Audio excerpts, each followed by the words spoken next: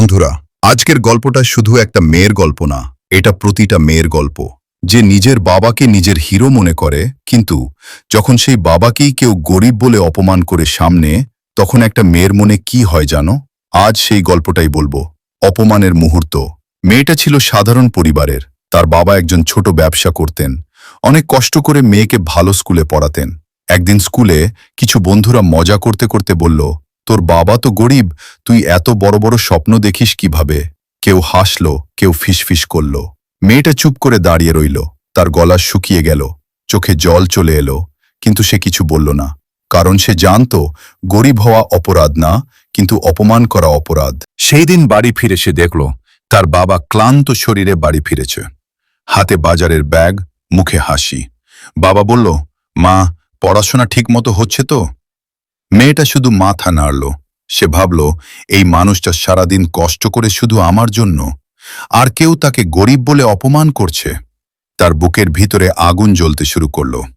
বন্ধুরা, এখন প্রশ্ন হলো, সেই মেয়েটা কি করবে? এক, সাথে সাথে ঝগড়া করবে? না, রাগে কথা বললে সম্মান বাড়ে না। দুই, কাঁদতে কাঁদতে নিজেকে ছোট ভাববে?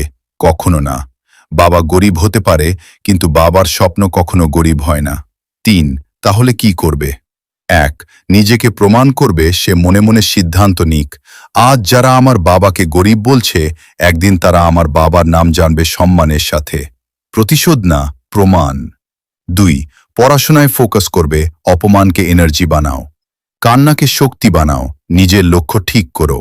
তিন, বাবাকে কখনো জানাবে না কষ্টের কথা, কারণ বাবা যদি জানে, সে ভিতরে ভিতরে ভেঙে যাবে। বরং বাবাকে গর্ব করার সুযোগ দাও। সেই মেয়েটা কঠোর পরিশ্রম করল, নিজের স্বপ্ন পূরণ করল। যে স্কুলে তাকে অপমান করা হয়েছিল, সেখানেই সে একদিন অতিথি হয়ে গেল। আর যেদিন সে তার বাবাকে স্টেজে ডাকল, সবাই দাঁড়িয়ে তালি দিল। তখন কেউ আর গরিব বলেনি, বলেছে, এই মানুষটা একজন সফল মেয়ের বাবা।